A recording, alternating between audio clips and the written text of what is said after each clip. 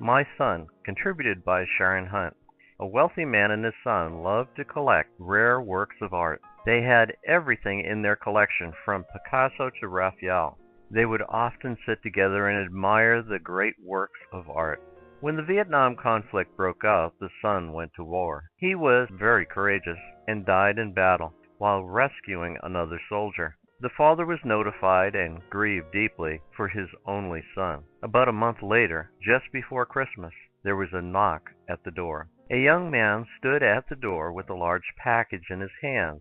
He said, "Sir, you don't know me, but I am the soldier for whom your son gave his life. He saved many lives that day, and he was carrying me to safety when a bullet struck him in the heart, and he died instantly." He often talked about you and your love of art. The young man held out this package. "I know this isn't much. I'm not really a great artist, but I think your son would have wanted you to have this." The father opened the package. It was a portrait of his son painted by the young man. He stared in awe at the way the soldier had captured the personality of his son in the painting. The father was so drawn to the eyes that his own eyes welled up with tears. He thanked the young man and offered to pay him for the picture. "Oh, no, sir.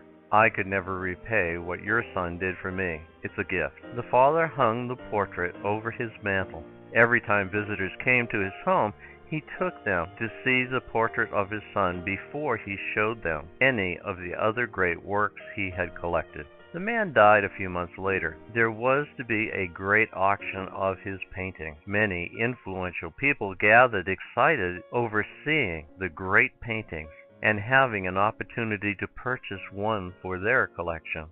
On the platform sat the painting of the sun. The auctioneer pounded his gavel. "We will start the bidding with this picture of the sun. Who will bid for this picture?" There was silence. Then a voice in the back of the room shouted, "We want to see the famous paintings.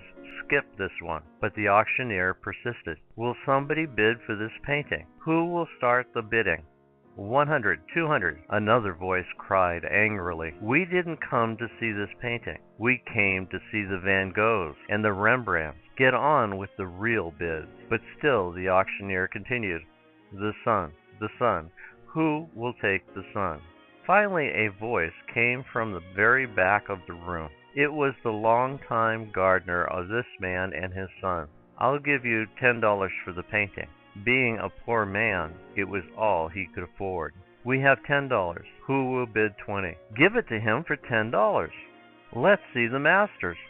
The crowd was becoming angry. They didn't want the picture of the sun. They wanted the more worthy investments for their collection. The auctioneer pounded the gavel. Going once, twice, sold for $10. A man sitting on the second row shouted, "Now let's get on with the collection." The auctioneer laid down his gavel. "I'm sorry. The auction is over." "What about the paintings?" "I'm sorry. When I was called to conduct this auction, I was told of a secret stipulation in the will. I was not allowed to reveal that stipulation until this time. Only the painting of the sun would be auctioned. Whoever bought the painting would inherit the entire estate, including the paintings. The man who took the sun gets everything. God gave us his son over 2,000 years ago to die on the cross, much like the auctioneer. His message today is, the sun, the sun. Who will take the sun?